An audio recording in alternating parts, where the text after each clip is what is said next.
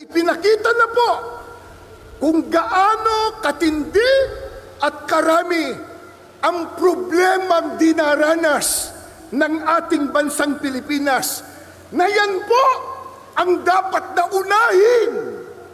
unahin na asikasuhin at bigyan ng solusyon ng mga naluklok sa tungkulin o namumuno sa ating bansa.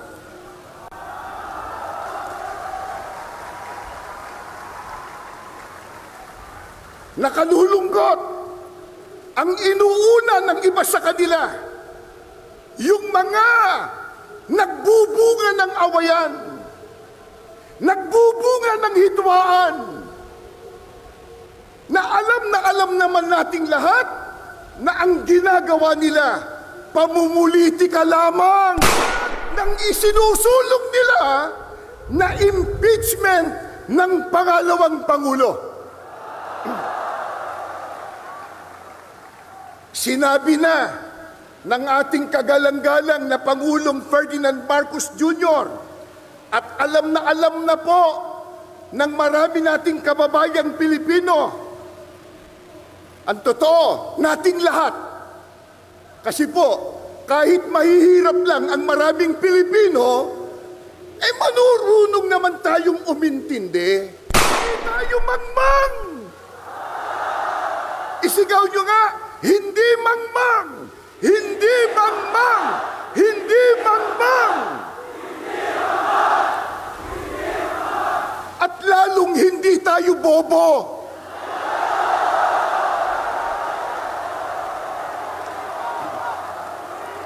Hindi bobo!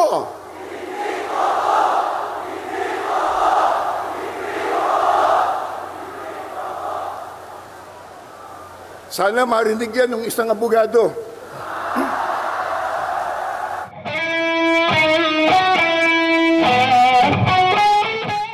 Ngayon naman po ay pakinggan natin ang kapatid na Arnel Tumanan para sa napakahalagang mensahe.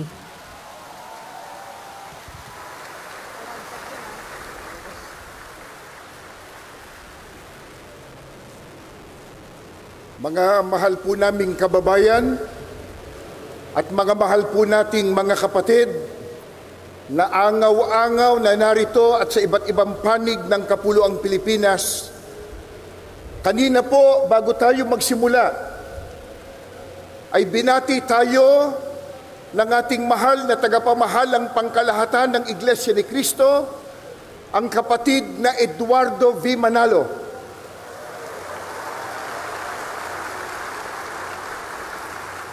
Bayaan niyong tayo naman ang bumati sa kanya ngayon. Sabihin po nating magandang araw po ka Eduardo. Isa pa.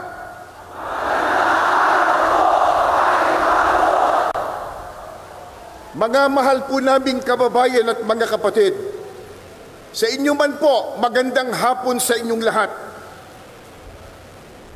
Maraming salamat po sa inyong pagdalo at pakikiisa sa isang dakila at makasaysayang aktibidad na ito. Narito tayo ngayon mula po sa iba't ibang sektor ng lipunan, iba't ibang relihiyon, iba't ibang samahan at sangay ng pamahalaan upang isagawa po ang ganitong mapayapang pagkilos. Gaya po ng ating tema, pambansang rally para sa kapayapaan. Isigaw po natin ang kapayapaan. Kapayapaan! Kapayapaan!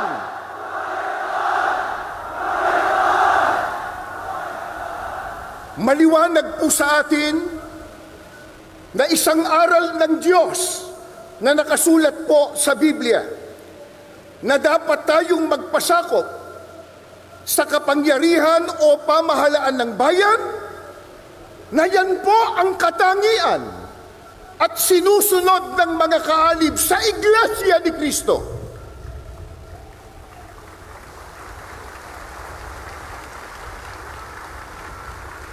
Patuloy din po nating iginagalang at pinaninindiganan ang simulain ng paghihiwalay ng pamahalaan at relihiyon na itinatadhana po ng ating saligang batas.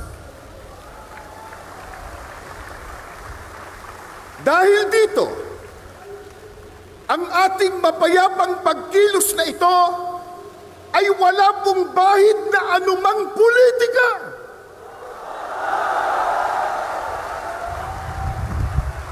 Ni hindi po tayo nanghihimasok sa mga pinuno ng ating bayan sa pag-ugit nila ng pamahalaan.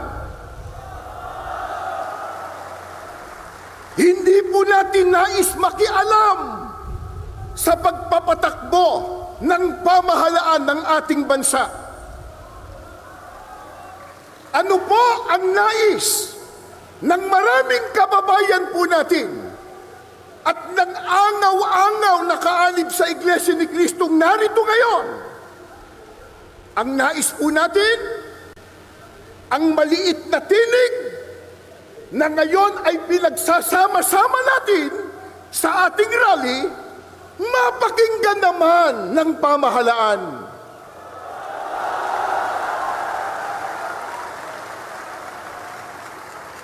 Bago tayo matipon dito kaninang umaga, meron pa po kaming nabasa at narinig, isang politiko, nakalulungkot, bago pa sumikat, laos na.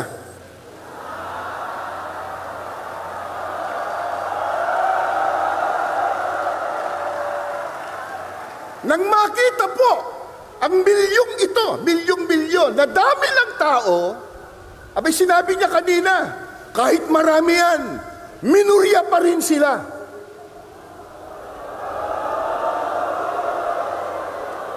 Sino ba nagsabi sa kanya na tayo ang mayurya? Pero, sa dami natin ngayon, at sa lakas ng tinig ng mga mamamayang Pilipino, parang tayo na ang nasa mayurya.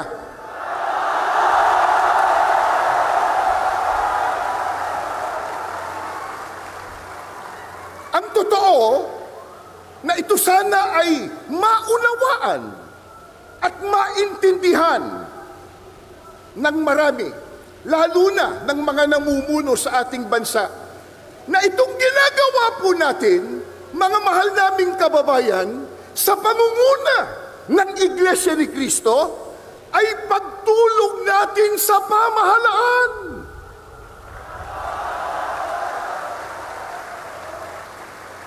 Tumutulong tayo sa kanila na kanilang makita, na kanilang madama ang tunay na damdamin ng taong bayan na naglukluk sa kanila.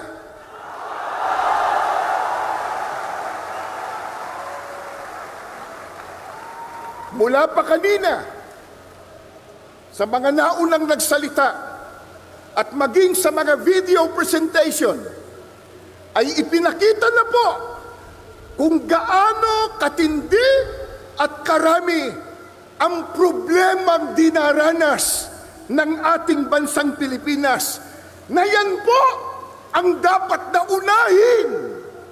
unahin na asikasuhin at bigyan ng solusyon ng mga naluklok sa tungkulin o namumuno sa ating bansa.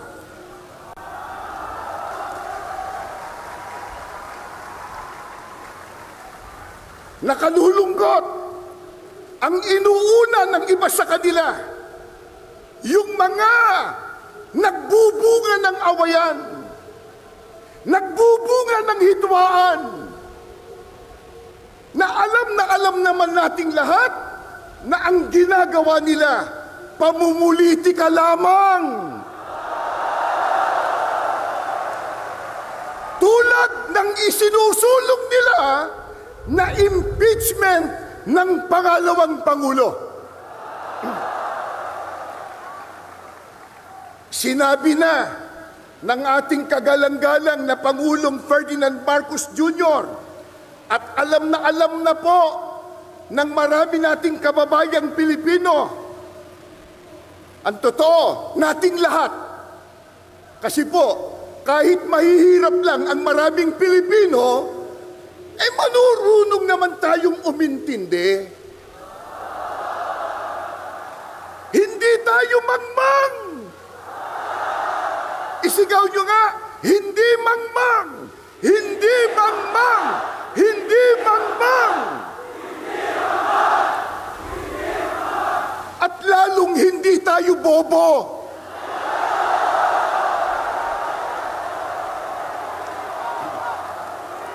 Hindi bobo.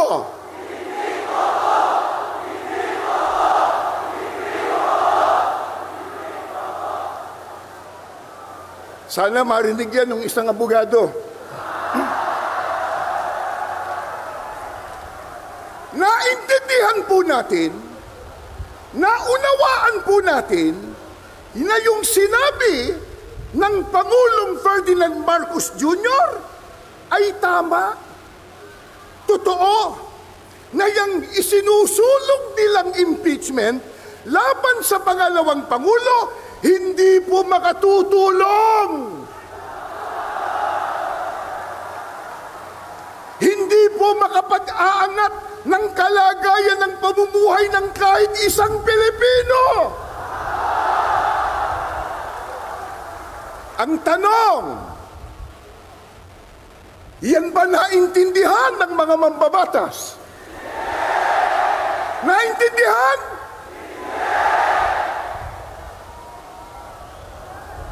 May ginawa silang manifesto raw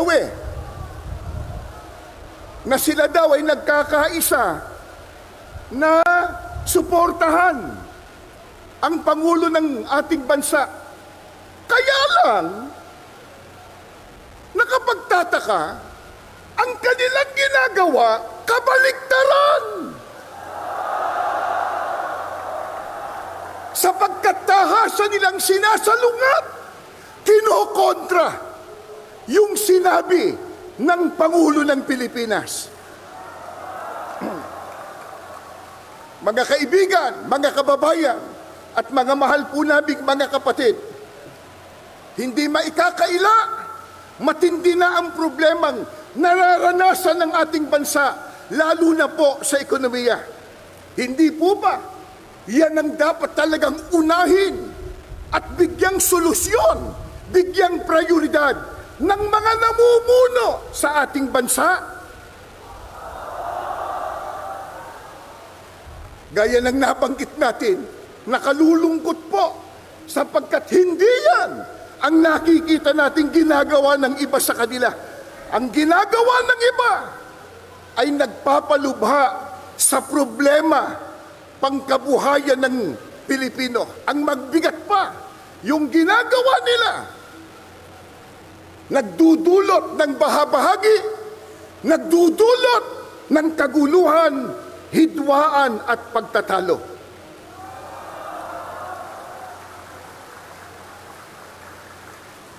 Alam po ng lahat, marami ang naghihikahos. Marami ang walang trabaho. Hindi pwedeng ikailayan. Nasa estadistika po yan. Isang araw lang, kahapon, di ho ba? Inilabas sa isang survey na 63% sa mga Pilipino ang nagsasabi na sila ay mahirap ang pamumuhay. Yan pong estadistika na yan. First, una, sa mahabang panahon, 63% nagsasabi, mga Pilipino, na sila po ay napakahirap ang buhay. Marami po ang salat na salat sa mga pangunahing pangangailangan. Pagkatapos, nakalulungkot pa, hindi matapos-tapos ang mga kalamidad sa ating bansa. Sunod-sunod na mga bagyo, pagbaha, pagputok pa ng bulkan, at nariyan pa po ang mga digmaan at kaguluhan sa iba't ibang panig ng mundo na sa ayaw man po natin at gusto, maaapektuhan tayo. Ito po ang dahilan. Kaya ating kinakatigan ang ipinahayag ng ating Pangulo na hindi tayo sang-ayon sa impeachment ng Vice Presidente. Dahil nakakaabala lamang yan, yung ganyang mga proceedings, sa pagbibigay po ng solusyon sa mga problemang ating nararanasan. Sa bagay po, maliwanag ng tinalakay ni Congressman Marcoleta, yung impeachment per se, hindi naman tayo tutol doon sapagkat itinatadhana talaga yan ng saligang batas. Kaya lang, dapat dumaan sa rule of law. Dapat po ayon sa batas. Hindi ayon sa gusto lang nila. Paano mangyayari? Gumagawa ng batas, manlalabag ng batas.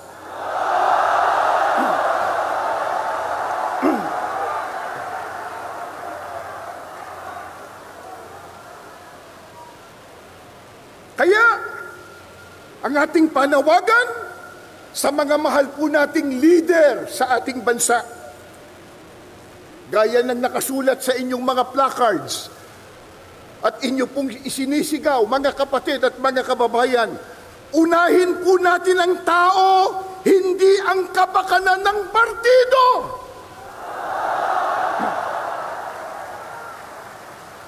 Serbisyo po muna bago ang sariling gusto at benepisyo. Ngayon ay 2025 na. Sa bagong taon ay unahin ang pag-unlad ng bayan, hindi ang pagbabangayan.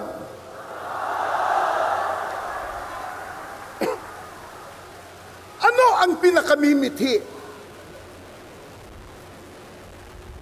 at hinahangad ng bawat isang mamamayang Pilipino, ng bawat isang narito? Kaya tayo nagpakapagod,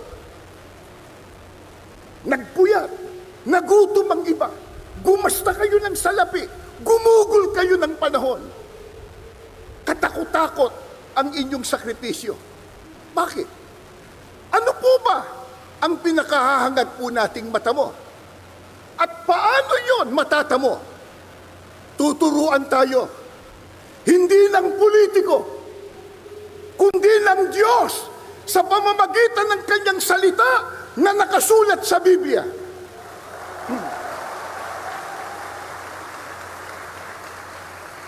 Ano po ang turo ng Biblia para matamo ang pagpapala, ang kabutihan, at ang kaligayahan? Pakinggan nyo, bubuklat po ako ng banal na kasulatan. Sa aklat po ng Mangawit, 133, 1 at 3. Masdan ninyo na pagkabuti at pagkaligaya sa mga magkakapatid na magsitahang magkakasama sa pagkakaisa. Saan daw po? Gayaan niya ng hamog sa Hermon na tumutulo sa mga bundok ng Sion, sapagkat doon pinarating ng Panginoon ang pagpapala sa makatwidbagay, ang buhay na magpakailanman. Ano po ang turo ng Biblia para makamit po natin ang pagpapala, ang kabutihan at kaligayahan? Ang sabi po ng Panginoong Diyos, pagkabuti at pagkaligaya sa makatwid, ito, mabuti sa Diyos. Kung minamasama ito ng ibang mga tao, sa Diyos, mabuti po ito. Ano po ang sabi ng Biblia? Masdan yung pagkabuti at pagkaligaya sa mga magkakapatid na magsitahang magkakasama sa pagkakaisa. Mga kababayan at mga kapatid, ano ba itong ginagawa natin ngayon? Isigaw natin uli, pagkakaisa. pagkakaisa.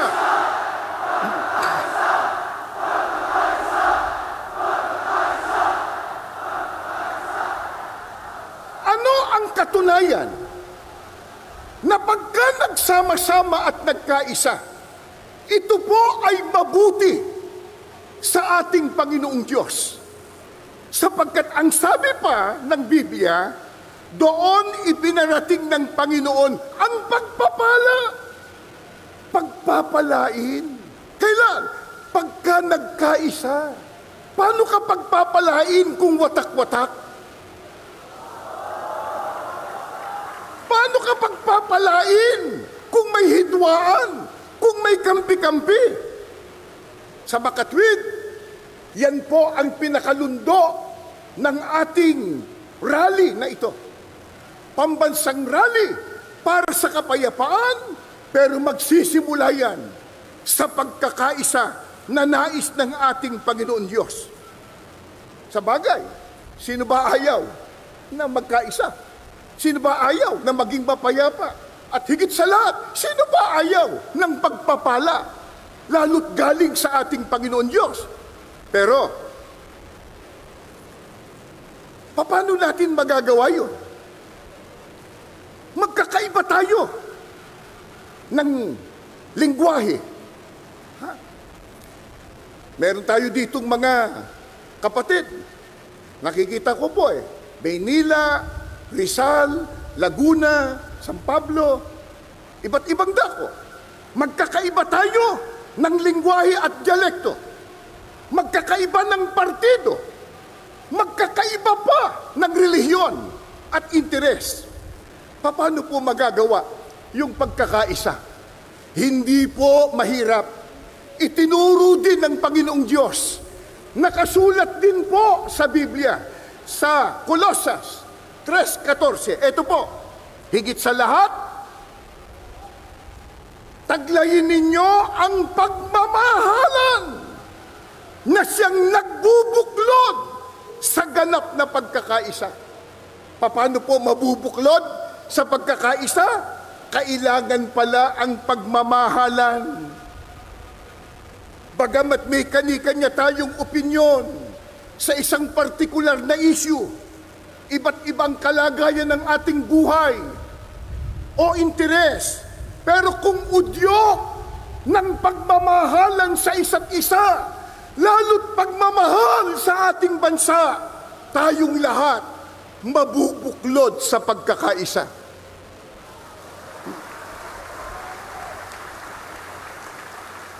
Mga kababayan, mga kapatid, mahalin po natin ang ating kapwa.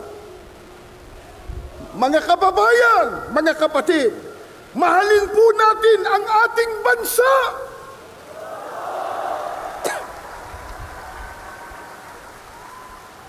Hindi ang pera, hindi ang kapakanang pansarili. Sa makatwid, para sa ating bansa, pagyamanin po natin ang pagkakaisa, udyok ng pagmamahalan at pagmamalasakit. Mga kababayan, iisa lang po ang ating bansa, ang ating bansang Pilipinas. Walang ibang magmamalasakit dito, kundi tayo na mga Pilipino.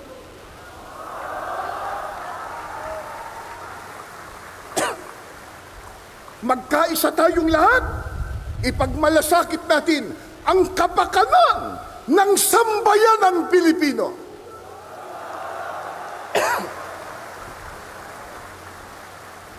Bukod po sa kasaganaan at pagpapala na dulot ng sama-samang pagkakaisa, alam po ba nyo kung gaano pa kahalaga na tayo ay magkasama-sama sa pagkakaisa? Ito pa po ang turo ng Biblia. 2 Korinto 13, ang talata po ay 11. Sa katapos-tapusan, mga kapatid, paalam na. Magpakasakdal kayo, mga aliw kayo, mga kaisa kayo ng pag-iisip mangabuhay kayo sa kapayapaan. At ang Diyos ng pag-ibig at ng kapayapaan ay sa inyo. Gaano pa kahalaga ang sama-sama nating pagkakaisa? Ang sabi po ng Biblia, mabubuhay kayo sa kapayapaan. Mga kapatid at mga mamamayang Pilipino, ayaw po ba natin ng kapayapaan? Isigaw nga nyo kung anong gusto natin.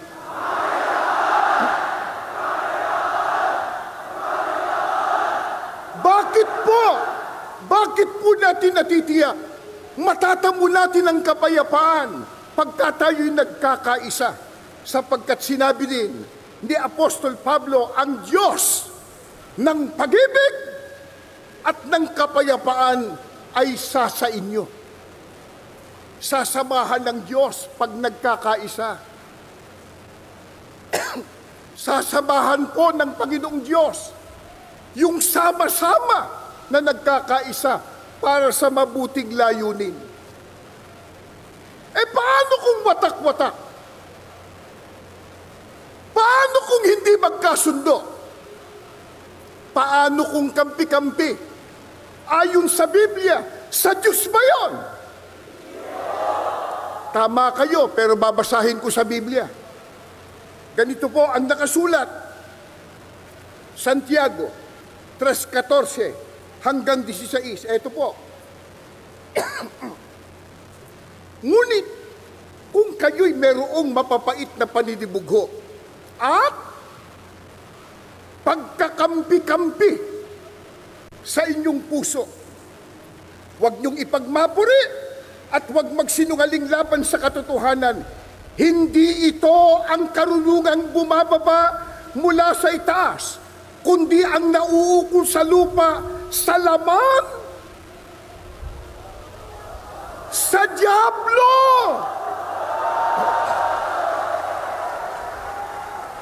Sapagkat kung saan mayroong paninibugho at pagkakampi-kampi, ay doon mayroong kaguluhan at lahat ng gawang masama.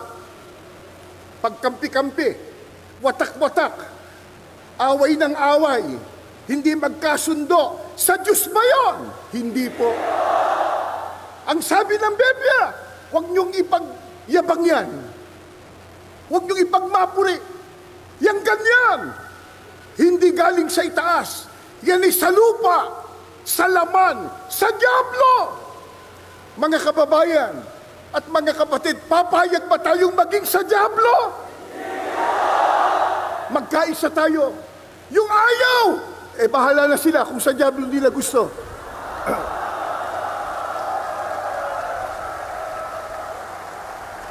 Ano ang sabi pa ni Apostol Santiago? Pagka hindi magkaisa, watak-watak, kampi-kampi, bahagi, ang sabi po ng Biblia, naroon ng kaguluhan. O hindi ba nagkakagulo sila? At nandoon ang lahat ng gawang masama. Masama ang magagawa nila pagka hindi sila nagkaisa. Totoo naman yun. Gaya ng nabanggit ko sa inyo kanina. Anong sama ang nangyari? Abay, mambabatas, naging manlalabag sa batas.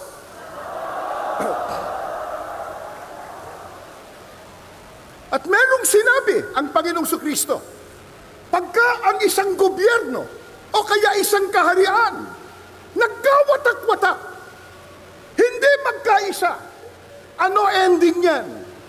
Ano ibubunga niya? Ito po, pag binasa po natin ang nakasulat sa Lucas 11:17, ang sabi ni Kristo, ang bawat kahariang nagkakabahabahagi laban sa kanyang sarili ay magkakawatak-watak. Masisira, babagsak, mga mamamayang Pilipino. Papayag po ba tayong ang ating bansa'y bumagsak? Mahalin po natin ang ating bansa. Mga mahal po namin, mga kababayan at mga kapatid. Baka sabihin nyo, paano yan? nagkaroon na ng pagkakawatak-watak. Ano gagawin natin? Nagkaroon na ng bahagi. Nagtalo-talo na nga eh. Away-away na. May pagkakataon bang malunasan na yung unity ay naging disunity? Meron pa kayang pagkakataon ngayong nagkabahabahagi, naghidwaan, nagdulot ng kaguluhan, malunasan? Paano po maaayos ang sitwasyon ngayon? Biblia po ang sasagot. Nagtatanong lang tayo. Ito po ang pahayag ng banal na kasulatan. Ito po ay naganap sa panahon ng Panginoong Hesukristo sa Juan 8:3 hanggang 11. Subaybayan po ninyo. At dinala sa kanya ng mga eskriba at ng mga parisiyo ang isang babaeng nahuli sa pangangalo niya. Yung mga eskriba po at parisiyo, yan yung mga taong pantas sa kautusan ni Moises sa batas. Hindi ko naman sinabing mambabatas, ano? Kundi ang sabi sa kasaysayan na yung mga scribes at mga parisiyo, mga pantas sa kautusan at batas sa panahon ni Moises. Itutuloy ko po. Isang babaeng nahuli sa pangangalo niya at nang mailagay siya sa gitna, sinabi nila sa kanya, "Guro, nahuli ang babaeng ito sa kasalukuyan ng pangangalo niya." Ito sabi ng mga iskriba at parisiyo. Tinanong si Kristo, ano pa ang kanilang igini? Ito po, sa kautusan nga ay ipinag-utos sa amin ni Moises na batuhin ang mga ganyan. Batas daw po noon sa panahon ni Moises. Yung nahuli sa akto ng pangangalo niya, convicted Ang parusa, batuhin.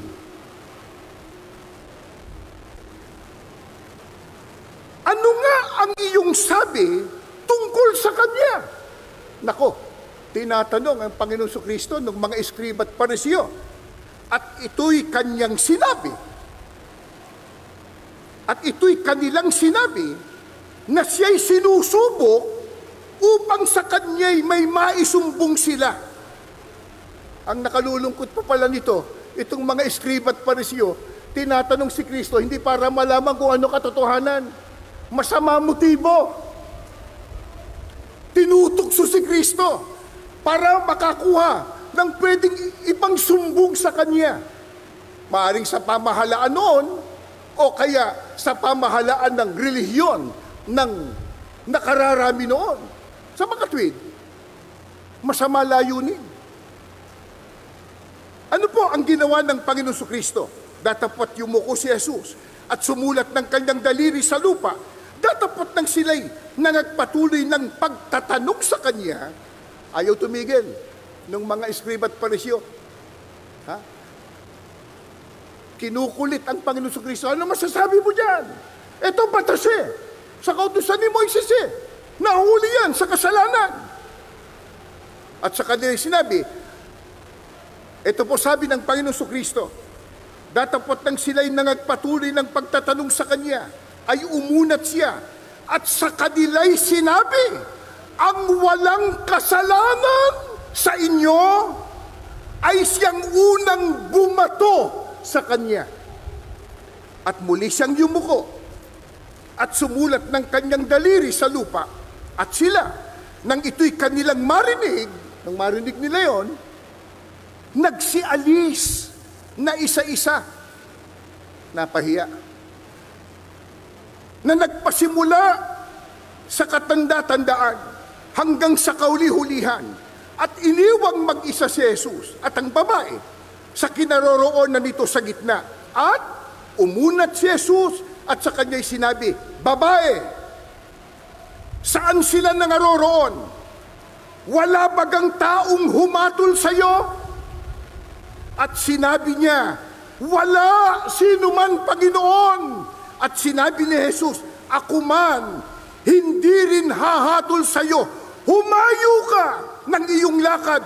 Mula ngayon, huwag ka nang magkasala. Ito po sa panahon mismo ng ating Panginoong Kristo. Yung babae, nahuli sa akto ng pangangalo niya. Yung mga tao noon, lalo na yung pantas sa kautusan ni Moises, Escriba at Pariseo, tinanong siya, paano gagawin ngayon niya? Nagkasala. Sa batas, dapat na batuhin niya. Ang sagot ng ating Panginoong Kristo, yun anyang walang kasalanan sa inyo, siyang unang bumato sa kanya. Isipin po ninyo yun. Hindi siya hinatulan ng Panginoong Hesukristo. Hindi siya na-contempt ng ating Panginoong Jesus. At lalong hindi siya kinulong. Pero ang tanong, nagsawalang kibo ba ang ating Panginoong Kristo? Hindi na ba siya umimik? Hindi po. Hindi niya kinonsinte ang babae sapagkat sinabi niya, ako man hindi hahatol sa iyo, pero humayo ka ng lakad mo.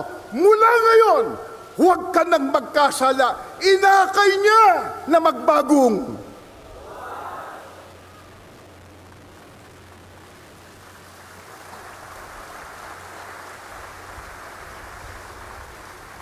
Ano po ang ipinakikita at binibigyang diin sa nangyari dito? Yung kahalagahan ng pagpapatawad at ang pagiging mahabagin at unawain. Yun naahuli sa akto. Di lalo na kung hindi pa naman napapatunayan.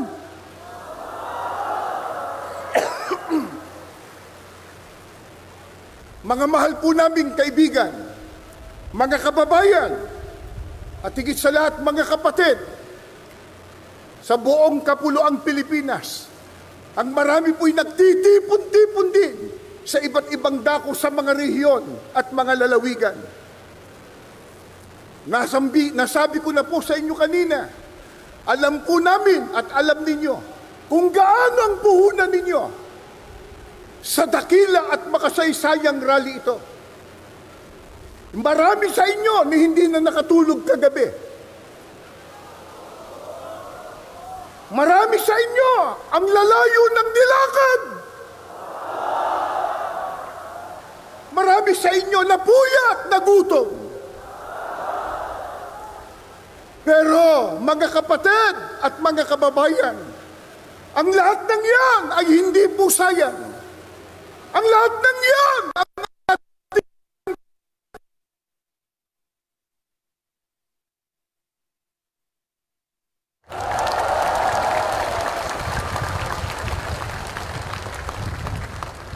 at sapagkat ang ating sinusunod na ito na pagkakaisa at sama-sama ay ayon sa kalooban ng Diyos